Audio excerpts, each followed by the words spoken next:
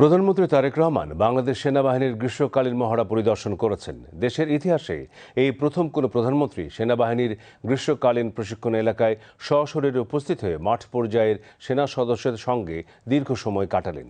আজ সকালে মানিকগঞ্জের সিংগাইর উপজেলায় বাংলাদেশ সেনাবাহিনীর ৯ পদাতিক ডিভিশনের অধীনে ৮ বীরের গ্রীষ্মকালীন প্রশিক্ষণ এলাকায় আকস্মিকভাবে উপস্থিত হয়ে বিস্তীর্ণ অংশ পায়ে হেঁটে পরিদর্শন করেন প্রধানমন্ত্রী। মহড়া চলাকালে প্রধানমন্ত্রী তারেক রহমান ফার্ম বেজের বিভিন্ন অংশ ঘুরে দেখেন এবং দায়িত্বপ্রাপ্ত জেনারেল অফিসার কমান্ডিং ও ইউনিটের কমান্ডিং অফিসারের কাছ থেকে প্রশিক্ষণ কার্যক্রম ও কৌশলগত প্রস্তুতি সম্পর্কে অবহিত হন। তিনি একজন কমান্ডারের মৌখিক অপারেশনাল নির্দেশনা মনোযোগ দিয়ে শোনেন এবং সেনা সদস্যদের পরিচালিত একটি রেইড মহড়া প্রত্যক্ষ করেন। এছাড়া যুদ্ধক্ষেত্রে সেনা সদস্যদের অবস্থান গ্রহণ, রণকৌশল, সমরাস্ত্রের ব্যবহার এবং বাস্তবধর্মী প্রশিক্ষণের বিভিন্ন দিক ঘুরে ঘুরে পরিদর্শন করেন প্রধানমন্ত্রী।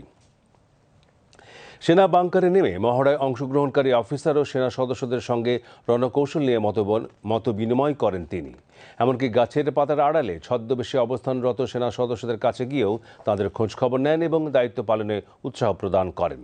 এক পর্যায়ে প্রধানমন্ত্রী তারেক রহমান মহড়ায় অংশগ্রহণকারী সেনা সদস্যদের জন্য প্রস্তুত করা তাৎক্ষণিক রান্না করা খাবার গ্রহণ করেন এবং তাদের সঙ্গে চা পান করেন।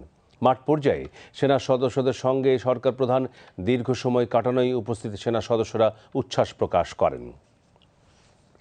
পরে সেনা সদস্যদের উদ্দেশ্যে দিক নির্দেশনামূলক বক্তব্যে প্রধানমন্ত্রী তারেক রহমান বলেন, দেশের জনগণ বাংলাদেশ সেনাবাহিনীর ওপর গভীর আস্থা রাখে। জাতীয় সংকট ও আইন শৃঙ্খলা রক্ষায় সেনাবাহিনীর গৌরবময় ভূমিকার প্রশংসা করে তিনি পেশাদার প্রশিক্ষণ, শৃঙ্খলা ও সর্বোচ্চ প্রস্তুতি বজায় রাখার ওপর গুরুত্ব আরোপ করেন। একই সঙ্গে বাংলাদেশ সেনাবাহিনীর উত্তরোত্তর সাফল্য কামনা করেন প্রধানমন্ত্রী। এই সময় উপস্থিত ছিলেন প্রধানমন্ত্রীর প্রতিরক্ষা উপদেষ্টা ব্রিগেডিয়ার জেনারেল অবসরপ্রাপ্ত ডক্টর এ.কে.এম. শামসুল ইসলাম, বাংলাদেশ সেনাবাহিনীর প্রধান জেনারেল ওয়াকারুজ্জামান, প্রধানমন্ত্রীর সামরিক সচিব মেজর জেনারেল আবুল হাসান মোহাম্মদ তারিক এবং বাংলাদেশ সেনাবাহিনীর ঊর্ধ্বতন কর্মকর্তারা।